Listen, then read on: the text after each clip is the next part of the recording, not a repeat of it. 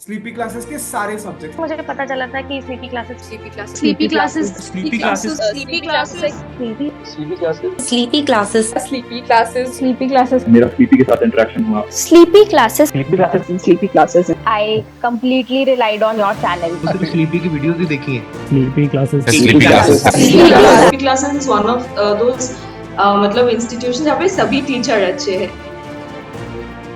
आप सभी को मेरा नमस्कार। मेरा नाम अंजलि शर्मा है। मैंने एमपीपीएससी 2021 में डेप्यूटी कलेक्टर का पद प्राप्त किया है और इसमें मेरी 13वीं रैंक रही है।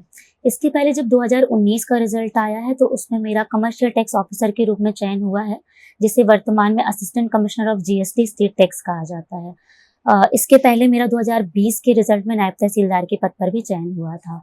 तो वर्तमान में मैं आपके समक्ष उपस्थित हुई हूँ अपनी कुछ जर्नी लेकर के और अपने कुछ अनुभव आपके साथ शेयर करने के लिए। तो सबसे पहले मेरे पास जो क्वेश्चन आता है वो यही है कि मैडम 3 कैसे इकट्ठे, मतलब पहले आप नायब तहसीलदार रहे, फिर कमर्शियल टैक्स ऑफिसर और अभी वर्तमान में डेप्यूटी कलेक्टर। तो मैं बस इतना कहना चाहूँगी कि आपकी मेहनत कभी व्यर्थ नहीं होती है। जब आप एक बार मेहनत कर लेते हो उसके बाद आपको कभी भी वो मेहनत दोबारा से नहीं करनी होती है। आपको सिर्फ एक बार रिवीजन और एक बार फिनिशिंग की जरूरत होती है।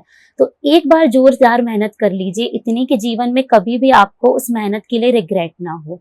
और मेरी सफलता का सिर्फ यही राज है कि मैंने जो मेहनत की, एक बार जो भी पढ़ा और एक बार जो भी समझा, वो मेरे लिए अब ताउम्र काम आ रहा है। तो बस एक बार मेहनत कीजिए और बस आगे बढ़ते जाइए। तो एमपीपीएससी के लिए मैं सबसे पहले कहना चाहूँगी कि मैं बहुत ही साधारण परिवार से आती हूँ। मध्य प्रदेश के एक छोटे से जिले पन्ना में मेरा जन्म हुआ है। साधारण गृह है, साधारण परिस्थितियाँ हैं। मैंने जवाहरलाल नेहरू कृषि विश्वविद्यालय से बीटेक एग्रीकल्चर इंजीनियरिंग कंप्लीट किया है अपना 2018 में। उसके बाद 19 मेरा पहला प्रयास था, लेकिन बिकॉज ऑफ सिचुएशंस 19 का रिजल्ट अभी आ रहा है, तो वो बीच के 4 साल कुछ भी नहीं था, खाली था। बट ईश्वर की दया से अब वो इतना अच्छा भरा है कि वो खालीपन अब समझ में नहीं आ रहा है। तो बीटेक एग्रीकल्चर इंजीनियरिंग करने के साथ ही मैंने अपनी तैयारी स्टार्ट की थी। उस टाइम पे मैंने कुछ स्टैंडर्ड बुक्स पढ़ी हैं, जैसे कि पॉलिटी के लिए जो लक्ष्मीकांत की बुक आती है, हिस्ट्री के लिए विपिन चंद्रा की बुक आती है, कुछ मैंने एनसीईआरटी भी पढ़ी। तो अगर आप इतना पहले से प्रिपरेशन स्टार्ट कर रही हो कि आपके पास पर्याप्त समय है, तो मैं बिल्कुल सजेस्ट करूंगी कि आप एनसीईआरटी पढ़ लो। और अगर आप ऐसा कह रहे हो कि नहीं मैडम मेरे पास 6 महीने का ही समय है या 7 महीने का समय है, मेरा प्रीलिम्स है, तो फिर एनसीईआरटी इतनी भी कंपलसरी नहीं है। अगर आप स्टैंडर्ड बुक्स उठाते हैं, किसी कोचिंग के नोट्स उठाते हैं और उनको अपने खुले दिल के साथ, खुले दिमाग के साथ पढ़ते हैं, तो दैट इज सफिशिएंट। कॉलेज के टाइम के दौरान ही मैंने जबलपुर में एक वर्धमान आईएएस है, जो अब विवेचना आईएएस में चेंज हो गया है, वहां से शाम को 2 घंटे हमारी कोचिंग होती थी, तो मैंने की है। मेरा बेस फॉर श्योर वहां से बहुत स्ट्रांग हुआ है, मेरी हिस्ट्री, मेरा ज्योग्राफी और मेरा पॉलिटी। लेकिन पर्सनली ऐसा है कि हम कॉलेज के साथ शायद उतना टाइम नहीं दे पाते हैं प्रिपरेशन के लिए। तो बहुत सारे लोग मुझसे ये भी पूछते हैं कि कॉलेज के साथ वो वाला टाइम हम वैसा यूटिलाइज नहीं कर पा रहे हैं, हम उतना ज्यादा टाइम नहीं दे पा रहे हैं। तो ठीक है, इसमें कोई बात नहीं है, कोई बुराई नहीं है। अगर आपके पास 2 घंटे का भी समय है, अगर आपके पास पूरे 1 साल में टोटल अगर मिला के 6 महीने 7 महीने भी कोचिंग में दे पा रहे हो, तो भी ठीक है। हमको बस अपना प्रयास चालू करना है। तो अगर आप कॉलेज में हैं, आप कुछ स्टैंडर्ड बुक पढ़ें। अगर आप खुद से नहीं कर पा रहे हैं तो किसी कोचिंग की सहायता ले लें, ये अपनी पर्सनल चॉइस है बिल्कुल। फिर उसके बाद 2018 में हमारा ग्रेजुएशन कंप्लीट होने के बाद मैंने इंदौर शिफ्ट किया और वहाँ पे आकार आईएएस से मैंने मेंस की प्रिपरेशन की है। उसके बाद कोविड लगा तो वापस घर गए, फिर वापस इंदौर आए, फिर घर गए। वो एक बहुत लंबी जर्नी है। तो इसका कुछ नुकसान भी हुआ हमको और इसका कुछ फायदा भी। फायदा ये कि हमें प्रिपरेशन करने के लिए बहुत लंबा टाइम मिला है, लेकिन नुकसान ये कि हमें उस पूरे टाइम के दौरान वो पेशेंस बनाना, वो धैर्य बनाना, वो खुद पे अपने लिए कॉन्फिडेंस बनाना, वो एक बहुत ज्यादा चैलेंजिंग टाइम पीरियड था। वो टाइम ऐसा था कि मैं सोच भी रही थी कि कुछ प्राइवेट ज्वाइन कर लूं। बहुत टाइम हो गया है, 18 से 22 का समय बहुत ज्यादा होता है। फिर उस टाइम पे घर वालों का सपोर्ट रहा कि नहीं, अगर तुम्हें खुद पर विश्वास नहीं है तो तुम अपना विश्वास छोड़ दो, हमें तुम पर विश्वास है, तुम हमारे भरोसे पर खरी उतरोगी, हम जानते हैं, तुम बस अपनी तैयारी करो। तो उस टाइम वो डेडिकेशन, वो घर वालों का सपोर्ट, उनका बिलीफ, मुझे बहुत ज्यादा उसने सहायता दी। तो अभी फिलहाल मैं अब स्टार्ट करती हूँ एमपीपीएससी के बारे में बताना। तो जैसा कि आप सभी जानते हैं कि एमपीपीएससी 3 टियर एग्जाम है, प्रीलिम्स, मेंस और फिर उसके बाद इंटरव्यू। तो सबसे पहले हमारी जर्नी शुरू होती है प्रीलिम्स से। अब सबसे पहले इसमें डाउट आता है कि पहले प्रीलिम्स की तैयारी करें या पहले मेंस की तैयारी करें। तो मैं कहना चाहती हूँ कि पर्सनली मुझे ऐसा लगता है कि आप मेंस की तैयारी पहले करो, आपके सारे के सारे कॉन्सेप्ट वहां से क्लियर होंगे। उसके बाद जो प्रीलिम्स होता है वो मैक्सिमम फैक्चुअल होता है, लेकिन उसमें कॉन्सेप्ट का बहुत बड़ा रोल है। तो जब एक बार आपके कॉन्सेप्ट क्लियर होते हैं मेंस के थ्रू, तो वो फैक्ट याद करना थोड़ी से ईजी हो जाते हैं। बाकी अगर आप पहले प्री करना चाहते हैं बाद में मेंस, तो ये पर्सनल आपकी चॉइस है। हमें अपना देखना है कि हम किस सिनेरियो में कंफर्टेबल हैं, क्या करने में कंफर्टेबल हैं, उसके बाद किसी टॉपर की बात सुननी है। अंधा नहीं भागना है, कहीं नहीं भागना है। लोगों के एमपीपीएससी निकल रहे हैं तो इसका मतलब ये नहीं कि आप एमपीपीएससी की तैयारी करना चालू कर दें। आप अपनी अंतरात्मा टटोलें। अगर आपको लग रहा है कि नहीं मुझे एमपीपीएससी करनी है, तो इसका कंपटीशन देख लें, इसका बेस देख लें, इसके प्रो देख लें, इसके कॉन्स देख लें। उसके बाद अपने मन को टटोलें। और अगर आपको लग रहा है कि आप पर्याप्त डेडिकेटेड हो सकते हैं, आप इसमें सफलता या असफलता को उतने ही हर्ष और सुख के साथ स्वीकार करके जिंदगी में आगे बढ़ सकते हैं, तो इस फील्ड में आए, किसी के कहने, किसी के इन्फ्लुएंस में नहीं। तो सबसे पहले तो जैसे ही आप प्रीलिम्स की तैयारी करें, मैं सजेस्ट करूंगी अपना एक सिलेबस उठाएं। सबसे पहले अंधा मत भागें, सिलेबस उठाएं, एक बेस नोट पकड़ें, कोई भी नोट्स पकड़ें। मैं किसी भी नोट्स की पैरवी नहीं कर रही हूँ। मेरा चूंकि मेंस आकार से रहा है, तो मैं मेंस आकार के नोट्स पढ़ने में ज्यादा कंफर्टेबल थी, तो मैंने आकार के नोट्स से प्रीलिम्स पढ़ा है। इसके अलावा मैंने परीक्षा धाम की कुछ बुक्स प्रेफर की हैं अलग अलग यूनिट्स के लिए। जैसे जो हमारी संचार और कंप्यूटर वाली यूनिट है, उसमें मैंने परीक्षा धाम प्रेफर की है। एमपी मैंने परीक्षा धाम और मुकेश माहेश्वरी दोनों से पढ़ी है। हालांकि मुकेश माहेश्वरी थोड़ी सी लेंथी है, फैक्ट भी ज्यादा हैं, पर उसमें मैक्सिमम चीजें कवर्ड हैं। तो अगर आप उसमें कंफर्टेबल हैं तो वो देख सकते हैं। इसके अलावा हमारी जो करंट जो बेस रोल है, मुझे लगता है जब भी आप करंट पढ़ें तो उसका थोड़ा एक बार एमपी से लिंक देख लें। हमेशा पेपर में कुछ भी रैंडम नहीं पूछा जाता है, वो कहीं ना कहीं किसी ना किसी चीज से लिंक होता है। तो जब भी आप करंट देख रहे हैं तो एक बार एमपी का कनेक्शन टटोलने की जरूर कोशिश करें। एमपी के लिए मैंने एक साल भर की स्पीडें आती है, वो देखती हूँ मैं रेगुलरली हर साल की। जो करंट के लिए जो एमपी का है उसमें तथ्य बाढ़ और एग्जामपीडिया, ये दो बुक्स बहुत अच्छी हैं, तो आप इसको देख सकते हैं, प्रेफर कर सकते हैं। इसके अलावा एक हिंद एकेडमी है यूट्यूब पे, उसके वीडियोस डले होते हैं करंट के।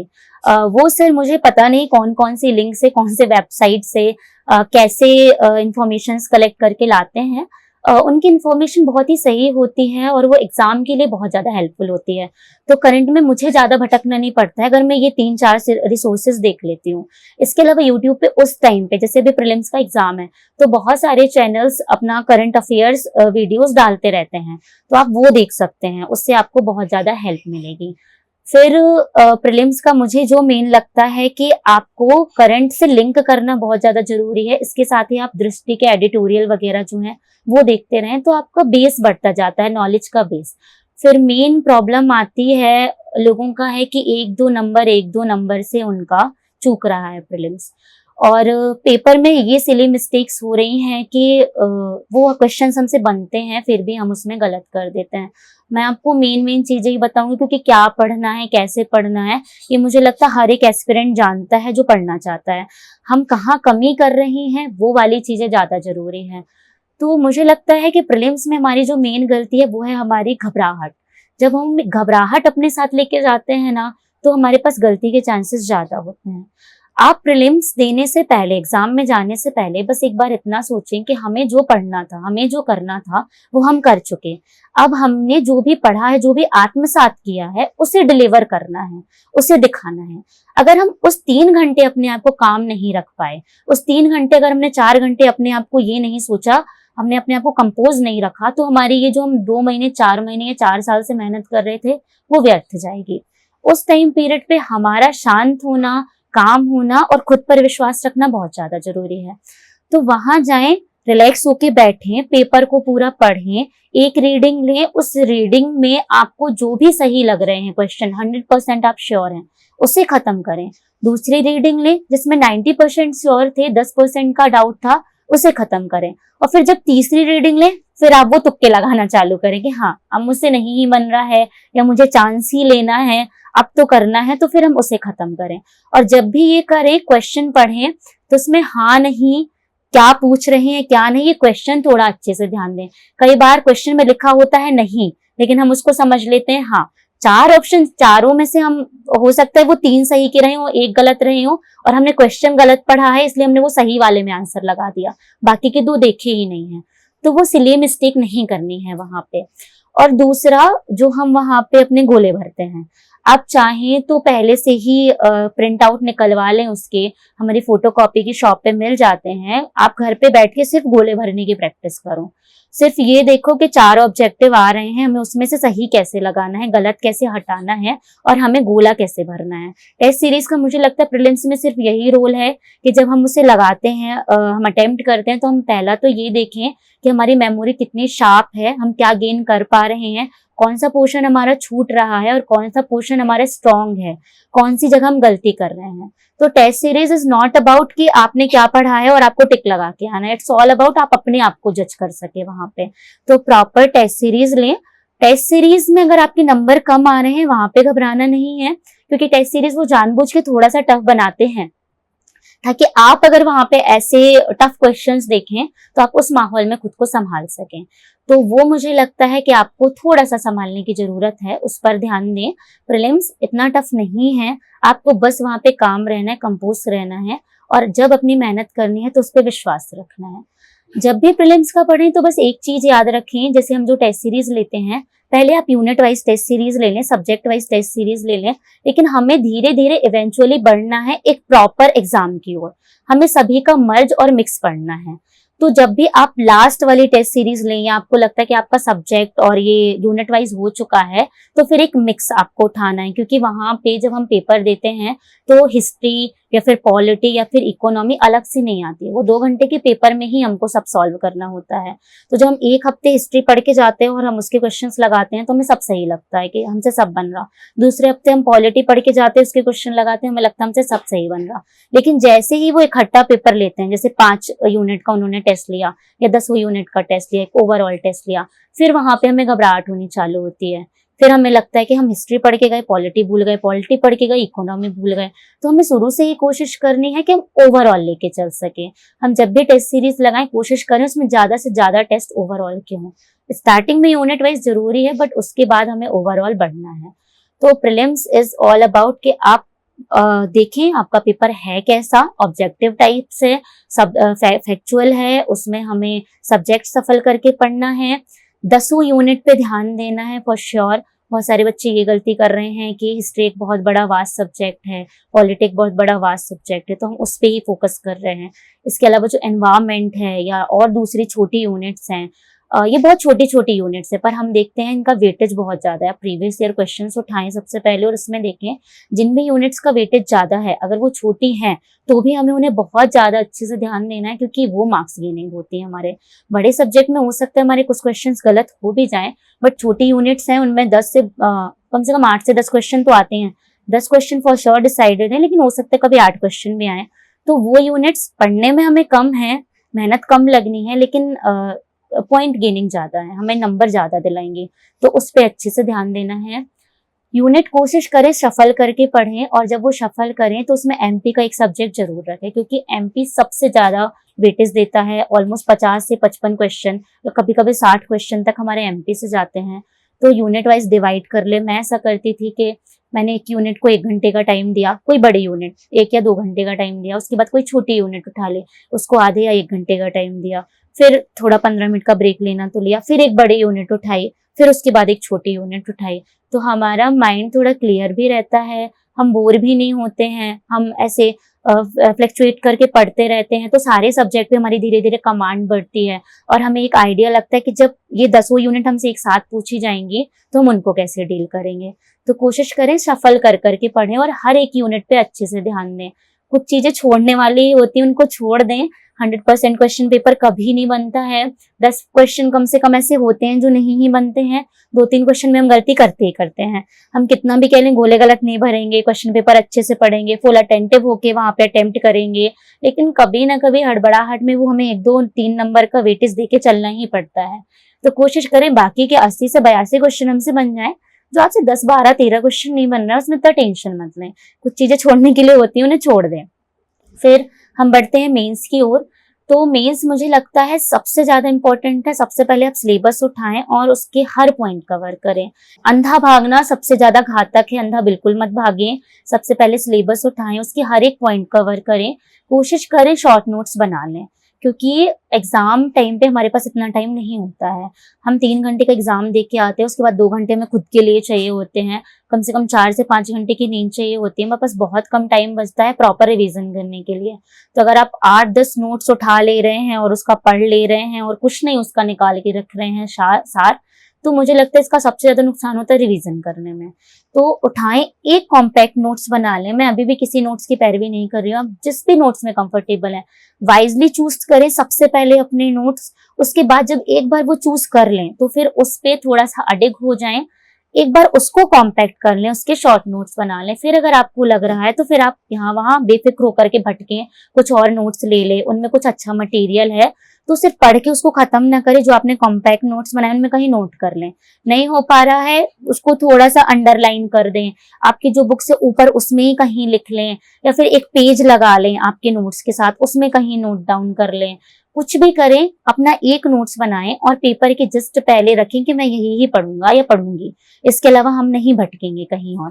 तो 10 बुक पढ़ के आप लास्ट तक उसका नहीं ले जाएंगे। एक शॉर्ट नोट बनाएं और जो भी आपको कहीं और से वैल्यूएबल मटेरियल मिल रहा है उसको इंक्लूड कर दें अपने और शॉर्ट नोट्स में। और जब आपके ये शॉर्ट नोट्स बन जाएं तो सबसे ज्यादा इंपॉर्टेंट है मल्टीपल रिवीजन।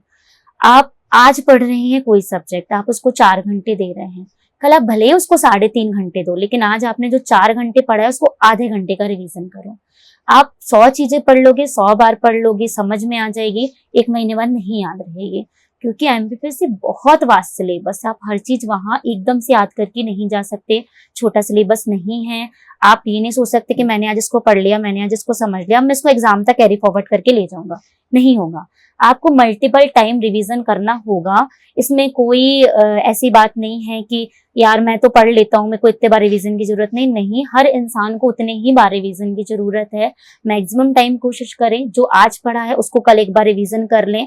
संडे का टाइम है, बीच में 2-3 दिन में एक टाइम ऐसा देख लें कि भाई आज मैं नया नहीं पढ़ूंगा, मैं पूरा पुराना एक बार रिवाइज करूंगा, है ना। वो चीज, आप नई चीज लेने जाए पुरानी भूल जाए, कोई मतलब नहीं रहेगा। पुरानी को साथ में लेते हुए नई की ओर बढ़ना है।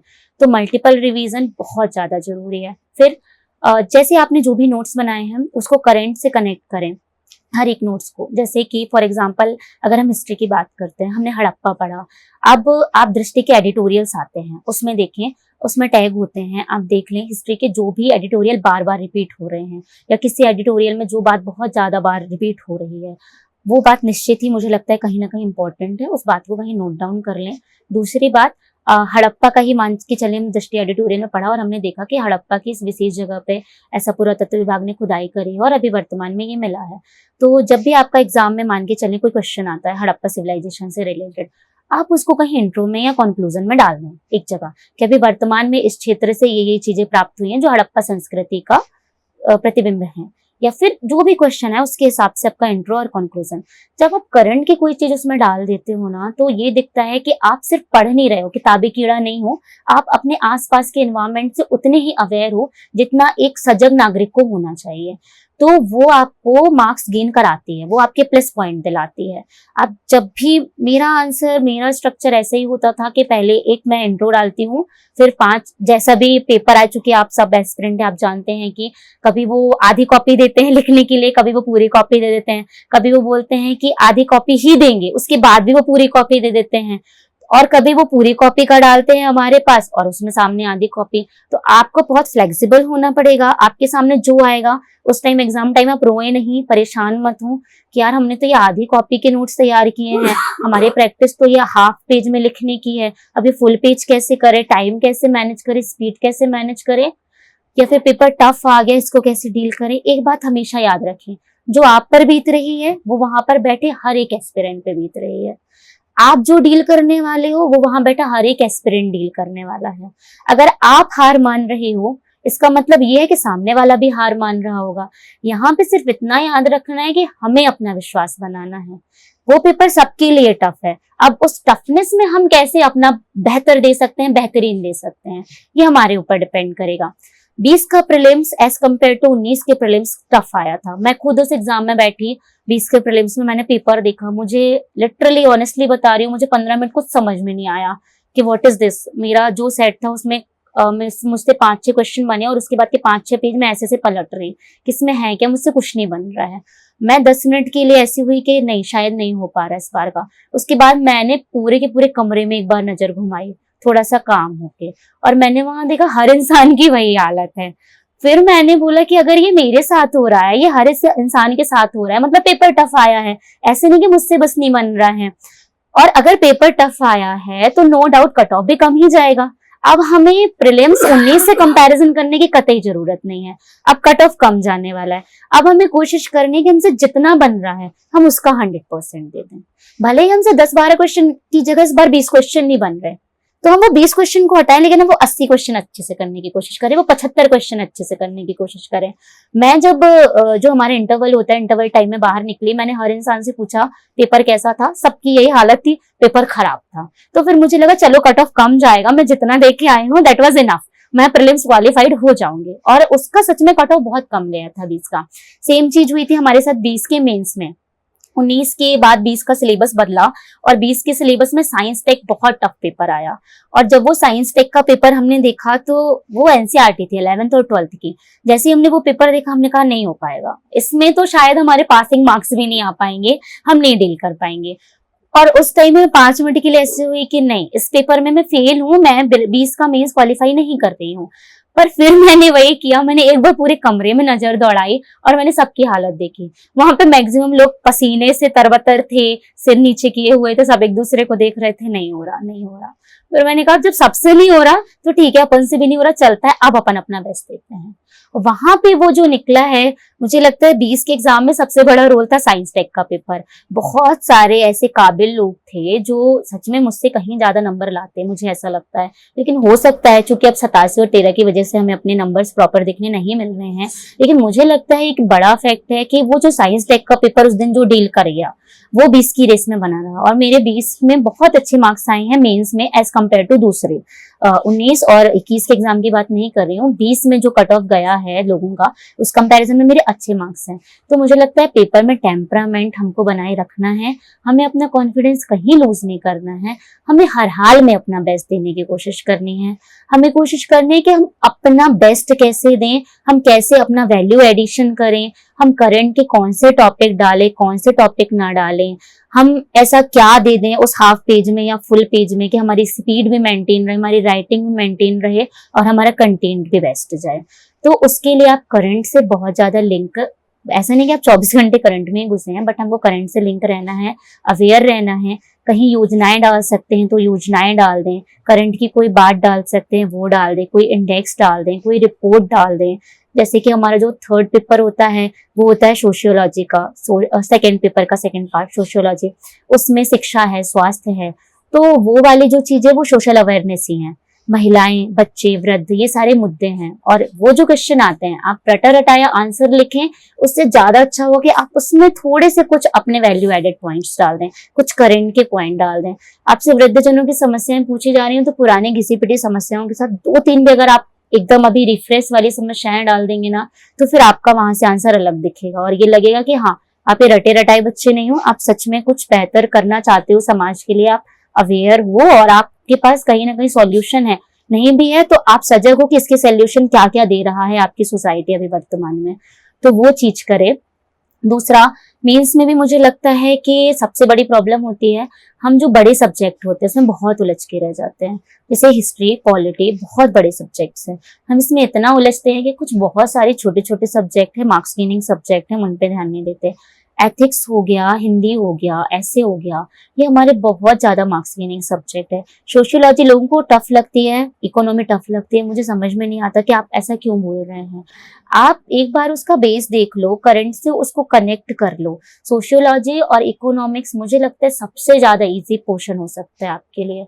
Economics nothing else about, it's just about आपका primary sector, secondary sector, tertiary sector, उसको हर एक क्षेत्र से लिंक कर दो, ठीक है, समस्याएं देख लो, और जो भी रिपोर्ट्स आ रही हैं, जो भी इंडेक्स आ रहे हैं, जो भी बजट है, बजट स्पेशली, उन सारी चीजों को कंक्लूडेड कर दो।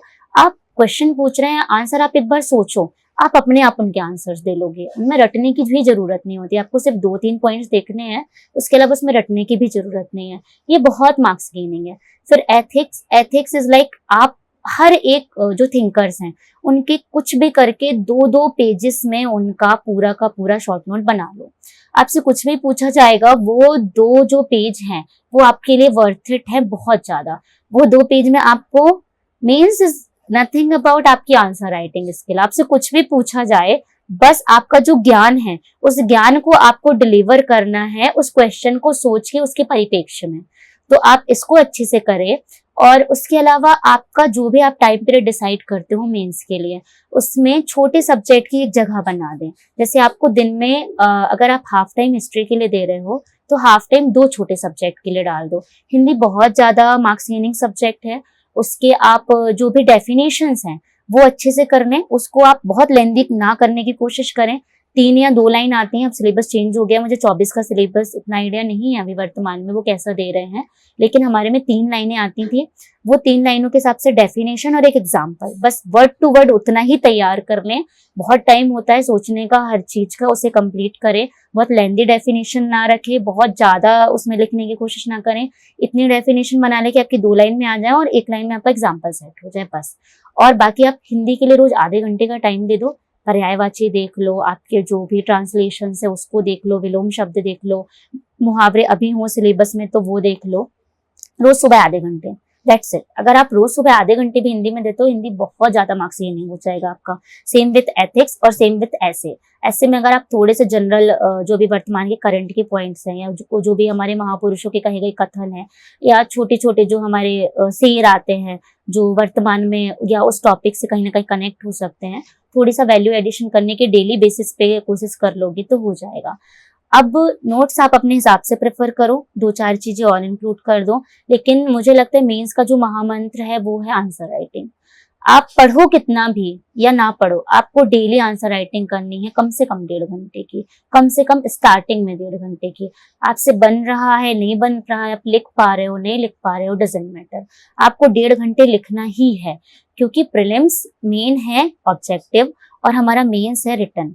अगर आप जो पढ़ रहे हो उसे डिलीवर कर पा रहे हो, उसे लिख पा रहे हो तो आपके पढ़ने का मतलब है, अन्यथा आप जितना भी पढ़ रहे हो वो सब व्यर्थ है। मेरे बहुत सारे दोस्त हैं, बहुत कुछ पढ़ते हैं, लेकिन आंसर राइटिंग के टाइम प्रॉब्लम ये हो रही है कि यार डिलीवर ही नहीं कर पा रहे, टाइम कम पड़ रहा है, स्पीड कम पड़ रही, उतनी सी जगह में मैनेज नहीं हो पा रहा है, अच्छा नहीं दिख पा रहा है। तो वो सारी चीजों का सिर्फ एक सॉल्यूशन है, आंसर राइटिंग। आप पहले जो पढ़ रहे हो उसे लिखो, फिर उसके बाद आप धीरे धीरे धीरे धीरे अपना बेस बढ़ाओ। आपने आज हिस्ट्री पढ़ा, 2-4 दिन आप जो पढ़ रहे वही लिखो। फिर आप हिस्ट्री में अगर आप एंशिएंट लिख रहे, आपने आज मिडाइवल पढ़ा, कल एंशिएंट पढ़ा था, आज आप एंशिएंट का ही पेपर लिखो। फिर आप मिडाइवल पढ़ते जाओ, एंशिएंट का पेपर लिखते जाओ। फिर आप मिडाइवल पढ़ो, 2-3 दिन मिडाइवल का पेपर साथ में लिखो पढ़ते पढ़ते, अगर आपके पास प्रॉपर टाइम है। फिर आप स्विच करो जब मॉडर्न पे, तो फिर आप मिडाइवल के टेस्ट लेके चलो। तो हमारी जो पिछली मेमोरी है वो हमें रिकॉल होती है। दूसरी चीज, हमें सच में पता चलता है कि हमने कितना आत्मसात किया है, हमारी आत्मा में कितना गया है। जब 1.5 घंटे का पेपर आएगा और हम बहुत पैनिक और रेस्टलेस होकर के वो पेपर लिखेंगे, तो हमारे पास वही जाएगा हमसे जो हमारी आत्मा में है। तो हमारी आत्मा में क्या है ये हम देख पाएंगे जब हम वो आंसर राइटिंग करेंगे। और आप आंसर राइटिंग अपनी इतनी बेहतरीन कर लो कि जब आपसे क्वेश्चन पूछा जाए, अगर आपको उसका आंसर नहीं भी पता है तो आपको पता हो कि इसमें क्या लिखें। कम से कम हमें 1-2 नंबर कैसे मिल सकते हैं इस 5 नंबर के क्वेश्चन में या 6 नंबर के क्वेश्चन में, तो वहां से वो आपका प्लस पॉइंट निकलना चालू होगा। आप कुछ ना करो, दिन में कुछ भी ना करो, पर 1.5 घंटे की आंसर राइटिंग कंपलसरी है। हमारा स्टार्टिंग ऐसे ही हुआ है, पहले हमने जो पढ़ा है फिर लिखा है, फिर हमने मान के चले जो कल पढ़ा था वो लिखा है। इसके साथ एनहांस करने के साथ हम इस स्टेज पर भी गए हैं कि जब हमने महात्मा गांधी या दूसरी जो भी हमने टेस्ट सीरीज ली हैं, तो जिस सब्जेक्ट का टेस्ट होता था हम उसको पढ़ के नहीं जाते थे। हम जाते थे और हम वो टेस्ट दे के आते थे सिर्फ ये देखने के लिए कि अगर हम बिना पढ़े भी जा रहे हैं, अगर हम बिना रिवाइज किए भी जा रहे हैं वहां पे, या फिर कुछ भी ऐसी प्रॉब्लम आ गई कि हम वो टॉपिक नहीं देख पाए और अगर उससे भी क्वेश्चन आ रहे हैं तो भी हम उसको डील कर पा रहे हैं कि नहीं। लेकिन ये स्टेज आपको तब लानी है जब आप प्रॉपर पिछला पढ़ चुके हों और आप मल्टीपल टाइम रिवीजन कर चुके हों। तो हम इस स्टेज तक भी गए हैं कि हमने महात्मा गांधी की टेस्ट सीरीज मैंने ली थी और मैंने उसमें जो जिस सब्जेक्ट का टेस्ट था उसके अलावा ही चीजें मैंने पढ़ी हैं और मैं उस सब्जेक्ट का टेस्ट पेपर दे के आई हूँ। और लास्ट तक मेरे मार्क्स उसमें बहुत अच्छे होने लगे थे। शुरू में बहुत बेइज्जती लगती है कि हमारे 40-50 नंबर आ रहे हैं, लेकिन आप ये सोच के चले कि वो 40-50 नंबर आपके कंफर्म है। आप अगर नहीं भी पढ़ के जाओगे तो वो 40-50 नंबर आपके हैं। अब अगर आपको थोड़ा सा भी टाइम मिल जाता है वहाँ पे रिवाइज करने का, तो आप इस 50 नंबर को 70, 80, 90 और 100 और 110 तक बढ़ा सकते हो। तो मेरे वो नंबर बढ़ते हुए 80 और 85 तक गए हैं। इसके बाद हम थर्ड स्टेज पे बढ़ते हैं, इंटरव्यू मुझे लगता है आपका मेन पर्सनैलिटी टेस्ट है।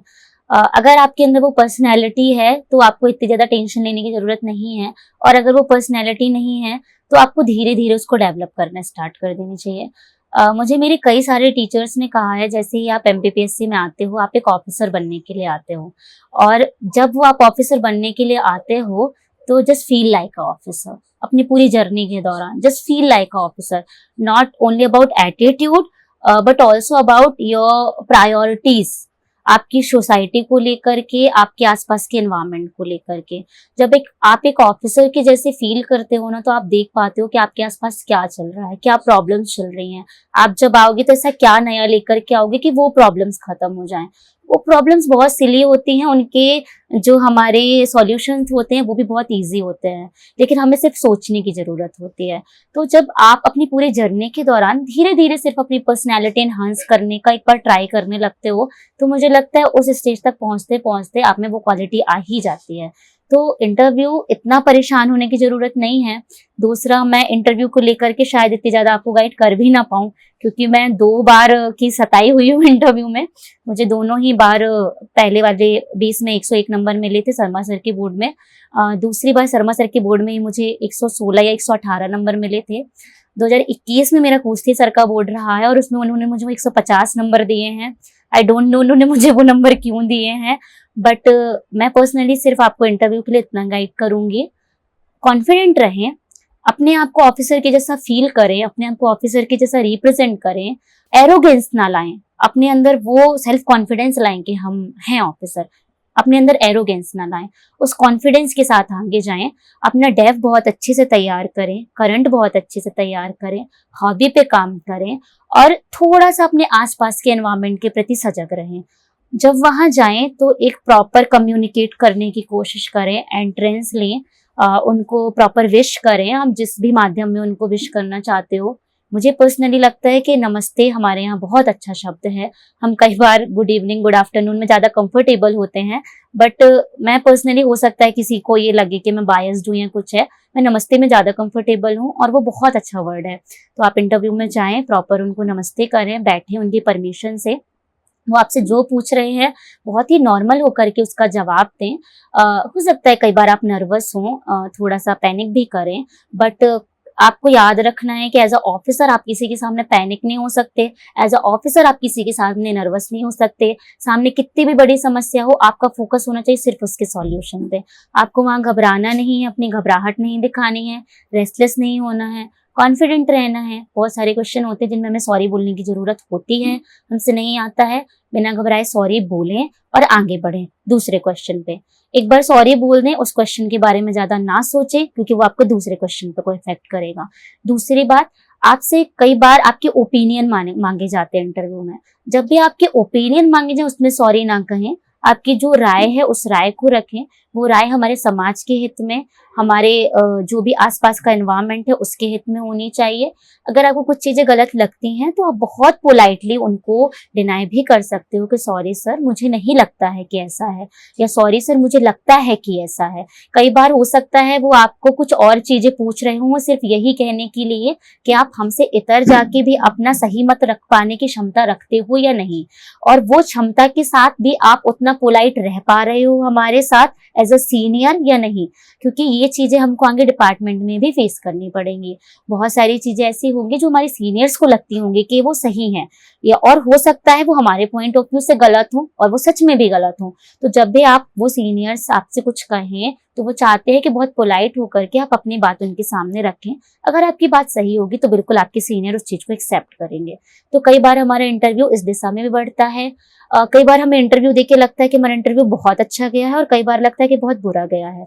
तो हमें उस चीज को अपने ऊपर हावी नहीं होने देना है, हमें अपना कर्म करना है और हमें वो कर्म करके आगे बढ़ जाना है।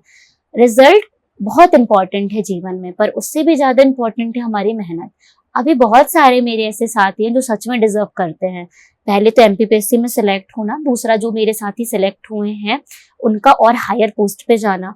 बहुत सारे ऐसे साथी हैं जो सच में डेप्यूटी कलेक्टर डिजर्व करते हैं, और बिकॉज ऑफ एनी फैक्टर 98% हमारा हार्डवर्क और 2% हमारा लक, इनमें से कोई भी एक फैक्टर की वजह से वो शायद वहां तक नहीं पहुंचे हैं। बट अगर आप डिजर्विंग हो, अगर आप में कैपेबिलिटीज है, तो आप वहां एक दिन जरूर पहुंचोगे। और मैं ऐसे बहुत सारे लोगों को जानती हूँ जो सच में डिजर्विंग है, और मुझे पता है आज नहीं तो कल वो प्रशासन में मेरे साथ आएंगे और हम साथ मिलकर जरूर काम करेंगे। तो अगर कभी असफलता फेस करते उससे घबराए नहीं, आगे बढ़े। सफलता सफलता दोनों ही हमारी जिंदगी के पहलू हैं। ये चीज शायद मैं कह रही होंगी तो आपको ऐसा लगे कि आप खुद डेप्यूटी कलेक्टर इसलिए शायद आप वो फील नहीं कर पा रहे हो, बट बिलीव मी मैं इस चीज को बहुत अच्छे से फील कर पा रही हूँ। पहला बार मेरा जो 20 में नायब तहसीलदार था उसमें मेरा 8 मार्क्स से डीसी रुका था। दूसरी बार में मेरा डीसी वेटिंग गया था।